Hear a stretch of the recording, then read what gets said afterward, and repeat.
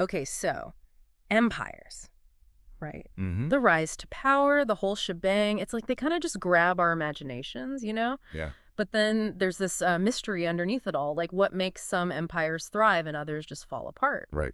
So that's what we're diving into today. We've got this 14th century thinker, and get this, his ideas are shockingly relevant to America. Like right now, today, Yeah. We're talking about Ibn Khaldun, and honestly, this guy was way ahead of his time. way ahead. And this article, well, connects his theories to the U.S., and yeah, it's a pretty wild ride. So we're ditching the algorithms and the economic models for this one. We're going old school, straight up wisdom. Khaldun, he called it Assia. Yeah. And it's not as complicated as it sounds, but it is powerful stuff. It really is. Assia, it's all about social cohesion. Yeah. But we're not just talking about everybody being best friends, right? Think of it more like the glue that holds a nation together, that shared purpose. Like we're all working towards something bigger than ourselves. Okay, and this is where Khaldun gets really interesting. He noticed that it wasn't always the biggest, baddest empires that lasted. Sometimes it was the smaller guys. Like even nomadic tribes, they could take down these giants. And how? They had Osha in, like massive amounts. That's it. The article gives this example of the Banu Hilal tribe. And they weren't this huge army or anything, but they were seriously unified. Wow. And get this, they actually used that unity as a weapon. Oh, wow. Just imagine a group so tight-knit that they could practically read each other's minds on the battlefield. Yeah. Like they were all part of one single organism. Yeah. Now that is powerful. Okay, I'm seeing where you're going with this. Even a small group, if they're united, that's a force you don't want to mess with. But come on, we're talking ancient history here. Why should we, like, sitting here in the 21st century, care about, like, nomadic tribes from forever ago? Because, and this is where it gets really interesting, America right now, it's showing signs of, well, weakening Assia. Think about it. All the political polarization. People just don't trust institutions the way they used to. And then there's technology making us all feel more isolated. It's true. The article, it argues that these aren't just, modern day complaints. Right. These are actually classic signs of, well, social cohesion starting to unravel. And, Khaldun, he saw this happen over and over again in empires throughout history. It's like we're looking in a mirror, right? Cool. We see these divisions everywhere. Like, the article even talks about how prosperity, good times, it can actually lead to people becoming more individualistic. Yeah. And that ends up weakening that sense of the common good. Absolutely. It's like we're living through one of Khaldun's theories in real time. It really is. And here's the thing. Khaldun, he didn't just, point out the problem. He actually offered solutions. He believed that Asia, as fragile as it might be, can be rebuilt. But, and this is key, it takes effort, like a collective, we're in this together kind of realization. So then how do we do that? How do we make Asia stronger, especially in a place as diverse and, let's face it, complicated as the U.S.? I am so ready to ditch the doom scrolling and actually find some solutions. Well, Khaldun, he was all about the power of a shared purpose. He pointed to things like civic engagement, making local communities stronger, and really finding common ground as ways to rebuild that.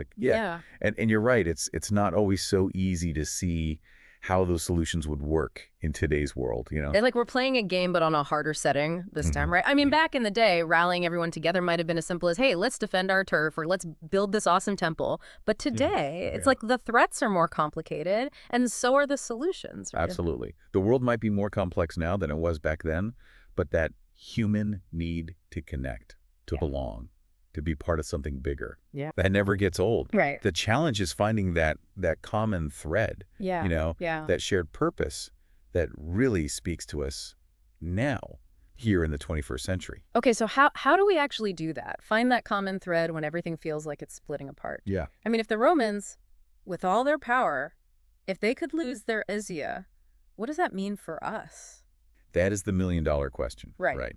But if you ask Khaldun, he'd probably say it starts with shifting our perspective. Oh, okay. It's less about what's in it for me and more about what can we build together.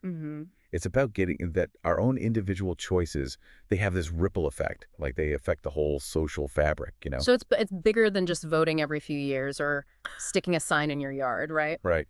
It's about actually showing up in your community, being part of those tough conversations, even when it's uncomfortable. Yes. It's about, like, actually bridging those gaps we see everywhere. Political gaps, social gaps, even cultural ones. Yeah. It's about understanding that our strength as a nation, as a society, it comes from that diversity. We got to embrace it, not be afraid of it. So if FM is the glue, then empathy's got to be like the secret ingredient, right? Yeah. It's about understanding where someone else is coming from, even if you don't agree with them. You got it. And, the article makes this point that really hit me. What's that? It talks about how technology, yeah, we blame it for making us more isolated, but it can also be this tool for connection. Oh, interesting. Like it can help us connect with people from all walks of life, learn from totally different experiences, build bridges instead of walls. It just depends on how we decide to use it. Right, that's a good point.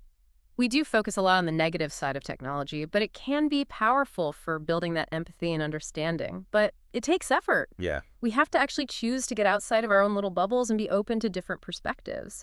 exactly. Yeah. And it's not just about what we do online either. It's about being present in our communities, volunteering, supporting local businesses, just having those face-to-face conversations. Yeah. These are all threads that, when you weave them together, they can help strengthen that social fabric. It's like we need to relearn how to be good neighbors, not just in our physical neighborhoods, but online too, right? Yeah, totally. But it's deeper than just being nice, right?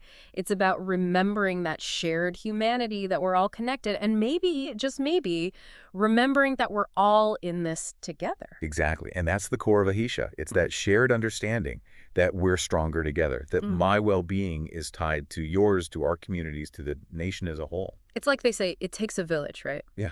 But these days, that village is global, and it's online. Yeah. And it never stops changing. And it's on each of us to figure out how to be a good citizen in that village, online and offline. And it really makes you think, right? Like, it's not about waiting for someone else to swoop in with a magic wand and fix everything. Right. It's about each of us realizing that we have a part to play.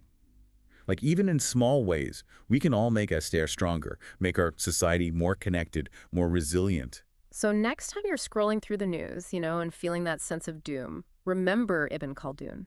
Remember Assia, and then ask yourself, what can I do, like today, in my own life, to strengthen those connections between us? It might be something as small as calling up a friend or a family member, someone who sees things differently than you, or maybe volunteering somewhere, or even just, being more aware of how you're acting online. Every little thing adds up. Because even those small acts, when you multiply them by millions of people, they have the power to make real change, lasting change. And who knows, maybe by strengthening our own Elisha, we can not only avoid making the same mistakes as those empires, but actually, create a better future for us, for our kids, for everyone. I think so. And that's what makes Khaldun's work so powerful, even after all this time. It's a good reminder that the future isn't set in stone, It's shaped by the choices we make. Each of us, every day. Well, on that note, we're calling it a wrap for today. But keep those deep dives going, folks, and we'll catch you on the next one.